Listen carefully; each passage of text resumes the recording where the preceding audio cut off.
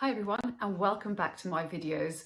This one is on osteoporosis. It's a big question, often asked, and it's certainly something that I see in my clinics every day with people not realizing that this silent disease is ongoing in their bodies.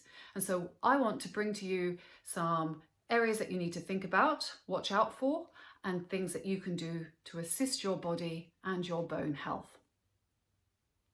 If you don't know me, my name is Gillian Killiner. I'm a registered dietitian. I have 25 years experience helping thousands of people. So in these videos, I give a snapshot of top tips, advice, and cover off on things that people are interested in learning more about. So osteoporosis, 200 million people in the world are experiencing osteoporosis. We have 3 million people in the UK, 1 in 3 women over the age of 50 and 1 in 5 men will suffer from osteoporosis. What is osteoporosis? Well, it's actually the thinning of the bones. We have a matrix, which is like a honeycomb, that our bones are made up of, and they need to be strong and they need to be flexible. So as we get older, different influences, different lifestyle choices, genetics, the way that we eat, will all impact on the way that our bone structure changes. And we have these osteoclasts that break down bones and osteoblasts that create bones, and the clasts outdo the blasts as we get older. And so then our bones become less stable, less dense, and more at risk of breakages. So what are the lifestyle changes that you can make to assist you with looking after your bone health? Well, the first big one is exercise. Interestingly, the more exercise and more active you are, the better that your bone structure, the density of your bones will be, as well as the muscle that protects the bone, surrounds the bone, and keeps that bone strong. When I was growing up, it was all about cardio. We had to do cardio to keep fit. And actually what I've found over the last 10 years, which is really wonderful, is there is more about weight-bearing exercises and weightlifting, and especially for women, where we've shied away from weightlifting and thinking it's for the men only. Well, definitely there has been a major shift in weightlifting for ladies, and it's certainly very important and one that I would highly recommend that ladies take on. The next one is alcohol. Now, we know alcohol in certain amounts can be beneficial to health, and there's flavonoids and antioxidants that we will get from certain amounts of alcohol and certain types of alcohol like red wine. But if you're drinking regularly and drinking to excess, then that actually impacts on your bone health and reduces our calcium stores, which therefore changes our calcium balance and can have a negative impact on the strength of our bones. Another area with alcohol is that it can start to replace food in our life. And if you're drinking quite a large amount of alcohol, then you may not be getting the significant nutrients that you need to assist with your good bone density. So the next big one is caffeine. Now, caffeine is available: teas, coffees, sports drinks, these monster type drinks, so they're the energy drinks. We also can get it in a variety of foods and desserts, as well as supplements. So we can overdose on caffeine without even realizing. And if you're drinking or eating or consuming caffeine in these types of products, then it's very possible that you will be exceeding the amount that you should be having. And if you're doing this long term, then that can impact on your bones, because calcium gets impacted. Again, the calcium balance is affected by caffeine, and that is a negative for strength and long-term muscle and bones. The final one in the area around what can impact negatively on your bones is salt. And salt is in a lot of our foods. Certainly if we eat a processed diet, we will be consuming salt. And even in hidden foods where you don't even realize, so cereals and yogurts and sauces, they are with hidden salts.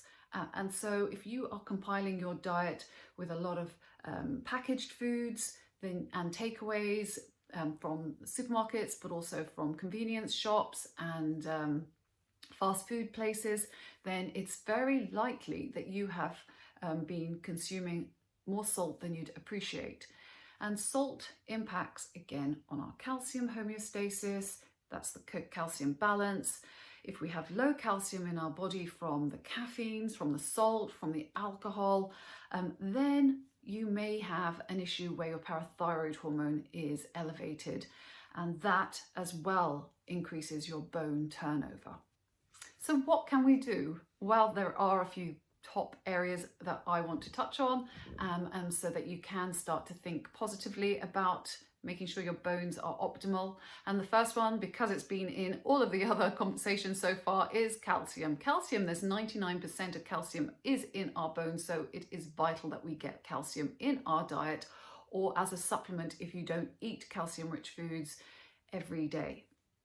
Calcium is the building blocks of our bones, and we need another form of a vitamin to assist that, which I will also mention. But calcium we get from our dairy products, so yogurts, cheese, milks, and then we also get calcium from plant-based, so we can get it from tofu, tempeh, green veg, seeds and nuts.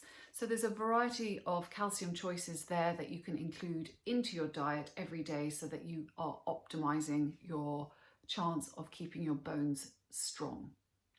So vitamin D, essential. We need vitamin D to allow the calcium to get into the bones along with vitamin K. And we know now that actually most northern hemispheres, we will not be getting enough vitamin D from our food and possibly from our sunshine, unless you're taking lots of sun holidays through the winter. And so you would be looking at getting a supplement on top of eating oily fish, having eggs, maybe mushrooms as well, which can be a good source of vitamin D. But we don't get enough in those food choices still. So getting a supplement of vitamin D would be highly recommended if you're concerned about your level of bone density. Zinc is an all-rounder. It's important for immune function, and it's also important for our bone health, and we do need zinc in our diets. So just in addition to the calcium and the vitamin D, do also include some zinc-rich foods. So you've got pumpkin seeds, meats, fish, and some of the nuts as well will be high in zinc. So you should be able to get zinc into your diet. You only need a small amount every day.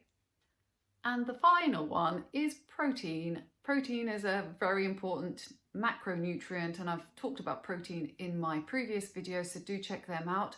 But protein makes up 50% of our bone density and matrix. So we do need to look at where your protein sources are coming from, get good quality. Certainly as we age, we find that older populations don't eat as much protein as the younger population, and that in itself can be a concern.